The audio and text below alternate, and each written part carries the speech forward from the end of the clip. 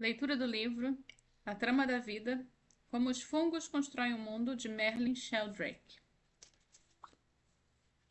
Formigas zumbi, teleguiadas por fungos invasores. Hifas microscópicas que se comunicam em redes subterrâneas quilométricas. Trufas inebriantes de milhares de dólares, desenterradas nas florestas por cães farejadores. Cogumelos psicodélicos eficazes no tratamento da depressão. Os fungos são capazes de efeitos inimagináveis. E estão por toda parte, na água dos rios, no fundo do oceano, sobre todas as superfícies, dentro das rochas, emaranhados nas raízes e soltos no ar, no tanque de combustível dos aviões, na barriga dos mamíferos. Os fungos se entrelaçam e articulam parcerias complexas, inclusive com outros reinos, configurados como líquens, com algas e bactérias, por exemplo, e são responsáveis em boa medida pela existência da vida e pela decomposição da matéria orgânica. Essa incrível capacidade de transformar compostos é a base da biologia e também da cultura humana. Sem esse turbilhão metabólico não haveria pães, chocolates, vinhos, queijos ou cerveja. Apesar disso, por muito tempo essas criaturas foram desdenhadas pela ciência. Até hoje seu comportamento é compreendido apenas parcialmente. Merlin Sheldrake é apaixonado pelo mundo dos seres invisíveis desde criança. Com o tempo, os fungos dominaram sua curiosidade e ele mergulhou de cabeça nesse universo singular.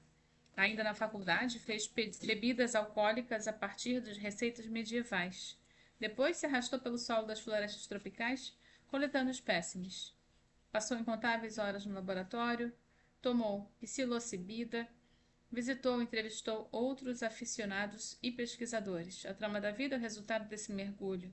O livro que contempla ainda uma desconcertante reflexão sobre o fazer científico, o papel essencial dos fungos, do engendramento do mundo que vivemos em seu lugar de evolução e de outras espécies.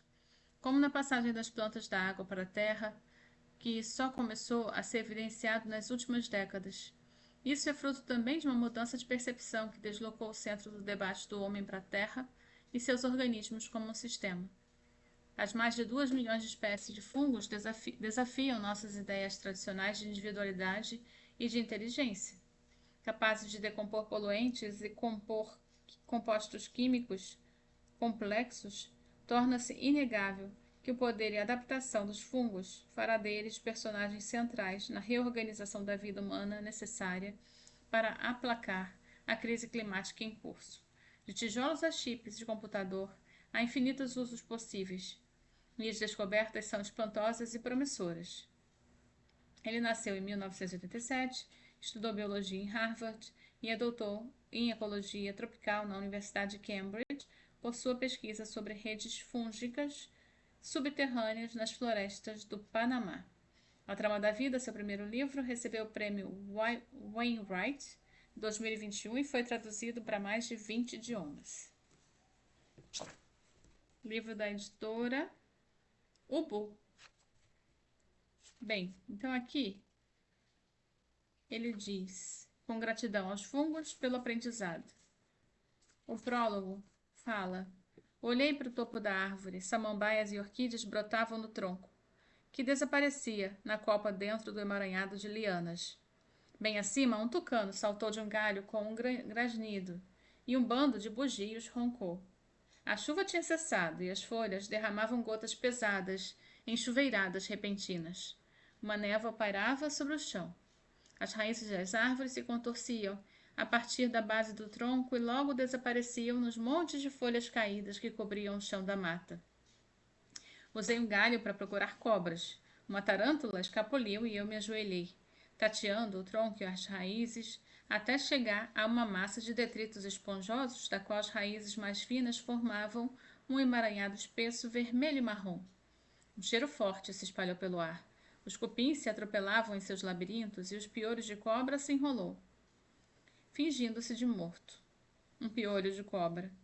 Minha raiz desapareceu e com a espátula limpei a área ao redor do local.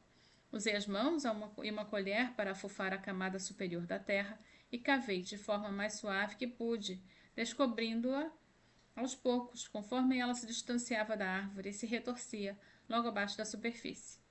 Depois de 1 hora, eu havia me deslocado cerca de 1 metro. Minha raiz agora estava mais fina que um barbante e passava a proliferar descontroladamente. Foi difícil acompanhá-la no enovelamento com as vizinhas, então eu me deitei de bruços e aproximei-me o rosto da trincheira rasa que havia cavado. Algumas raízes têm cheiro forte, de nozes, e outras de amadeirado e amargo, mas as raízes da minha árvore tinham um toque de resina picante quando as arranhei com a unha. Por várias horas eu avancei lentamente, amarrando e cheirando cada centímetro para ter certeza de que não havia perdido o fio. Ao longo do dia, mais filamentos se expandiram da raiz que eu havia exposto e escolhi alguns deles para seguir até a ponta, onde se enterravam em fragmentos de folhas e galhos em decomposição. Mergulhei as pontas de um frasco de água para limpar a lama e eu olhei com uma lupa. As radículas se ramificavam como uma pequena árvore e a superfície estava coberta por uma camada fina que parecia fresca e pegajosa. Eram essas estruturas delicadas que eu queria examinar.